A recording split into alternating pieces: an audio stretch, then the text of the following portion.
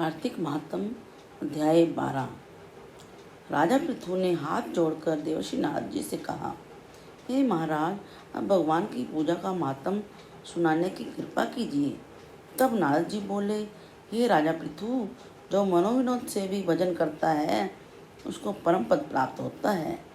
जो श्रद्धायुक्त होकर भजन करता है उसके महात्म का वर्णन नहीं किया जा सकता। इस संबंध में एक अति प्राचीन इतिहास सुनाता हूँ, ध्यान पूर्वक सुनो। नारद जी ने कहा, कलिंद पर्वत पर दीर्घपुर नामक नगर में सुबाहु नाम का एक तंत्र धर्मात्मा राजा राज्य करता था। वह प्रजा का पुत्र के समान पालन करता था। उसके धूम्रकेश नाम का एक पुत्र था जो अत्यंत दुराचारी, पर स्त्रीगामी, चोर तथा जुआरी था। पुत्र के दुराचरणों के कारण राजा सुबाहु ने उसे अनेक प्रकार की ताड़नाएं दी, परंतु किसी प्रकार नहीं माना। एक दिन खेलते हुए उसकी गेंद छोटी रानी के महल में जा गिरी। जब वह गेंद लेने के लिए महल में गया, उसकी विमाता छोटी रानी उस पर मोहित हो गई। उन दोनों ने कामांध होकर भोग विलास किया। जब राजा को इस बात का पता चला तो राजा ने धूम्रकेश को प्राण दंड तो नहीं दिया, परंतु उसे अपने राज्य से बाहर निकाल दिया। अब राजकुमार वन में रहकर प्रतिदिन मांस मदिरा खाता पीता, रात्रि को वैश्याओं के यहाँ निवास करता, चोरी आदि करके जो भी धन प्राप्त होता सब वैश्याओं को दे देता। इस प्रकार से अनेक वर्ष व्यतीत हो गए। एक समय वह भटकते भटकते वृंदावन में पहुंच गया। वृंदावन में धूम्रकेश ने सत्यव्रत नामक एक परम विष्णु भक्त को देखा, जो अपना घर बार छोड़कर कार्तिक मास में वृंदावन में रहकर भगवान का पूजन करता तथा केवल कंदमूल और फल खाता था। वह भक्त प्रतिदिन भगवान से प्रार्थना करता, हे भगवान, इस दुख रूपी संसार में डूब रहे मुझे दिन की आप रक्षा करें। मैं राधा जी सहित आपको बारंबार नमस्कार करता हूँ।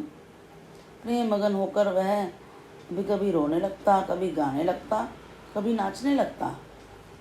धूम्रकेश ने उस भक्त की जब ये क्रियाएं देखी तो रात्रि को वेश्या के घर आकर मिट्टी की एक मूर्ति बनाकर वैसे ही सब कृत्य किए और अंत में स्तुति आदि करके वेश्या के घर में ही सो गया। देव योग से राजा के दूत भी उसी समय वहाँ आ गए। उनके हाथ से धूम्रकेश मारा गया। यमदूत उसको महापापी समझकर मारते हुए पकड़कर यमराज के पास ले गए। धूम्रकेश को देखते ही यमराज अपने सिंहासन से खड़े हो गए, पाद्य अर्घ आदि देकर उसका सत्कार किया। फिर अपने दूतों को फटकारते हुए कहा, तुमको धिक्कार है। जब हमने यह आज्ञा दी हुई है कि विष्णु भक्तों को यहाँ पर मत लाओ, कि धूम्रकेश को यहाँ पर क्यों लाए? उसने कार्तिक मास का व्रत वृंदावन धाम में चाहे हास्य में ही किया हो, फिर भी वह वैकुंठ में जाने का अधिकारी है।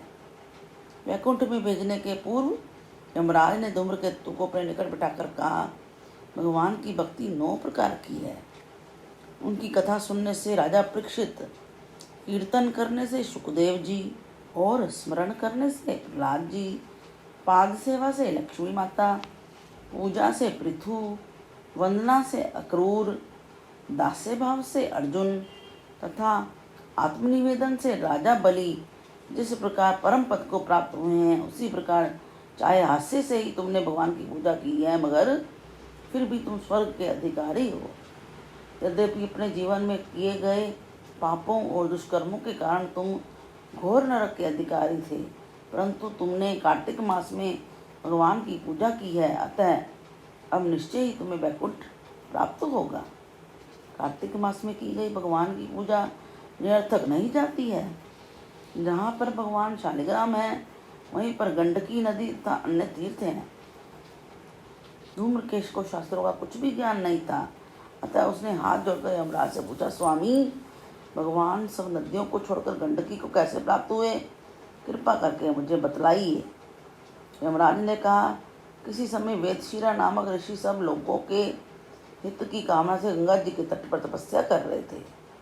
उनके इस घोर तप से भयभीत होकर इंद्र ने ऋषि की तपस्या भंग करने के लिए मंजुघोषा नाम की अप्सरा को भेजा। मंजुघोषा उस रमणीक स्थान में क्रीड़ा करती हुई अपने रूप और यौवन का प्रदर्शन करके हाव भाव दिखाने लगी। फिर उसी स्थिति में उसने मुनि के चरणों का स्पर्श किया तो उनके रोमांच खड़े हो गए। इसके बाद मुनि को अपने वशीभूत जान मंजू घोषा ने दोनों भुजाएं उनके गले में डाल दी। तब क्रोधित होकर मुनि ने श्राप दिया, तुम मुझे इस संसार सागर में डालने को उद्यत हुई हो, इसलिए नदी बन जाओ। मुनि का श्राप सुनकर मंजू घोषा रोने बिलखने लगी। उसने प्रार्थना की, हे मुनि, मैं श्राप के योग्य नहीं हूँ, आप मुझे क्षमा कीजिए। उसकी प्रार्थना से द्रवित होकर मुनि ने कहा कि जिस समय भगवान विष्णु वृंदा के श्रापवश शिला रूप होकर तुम में गंडकी में स्थित होंगे, तब तुम भगवान को धारण करने वाली होगी। इस प्रकार से मेरे द्वारा दिया गया श्राप भी तुम्हारे लिए वरदान से भी अधिक श्रेष्ठ होगा।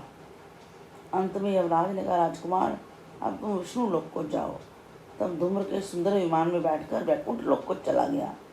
उसे वहाँ हरिचरणों में स्थान मिल गया। वह सब धूम्रकेश द्वारा कार्तिक मास में मात्र एक दिन पूजा करने का परिणाम था। यह कहकर नारद जी ने अपनी वाणी को विराम दिया।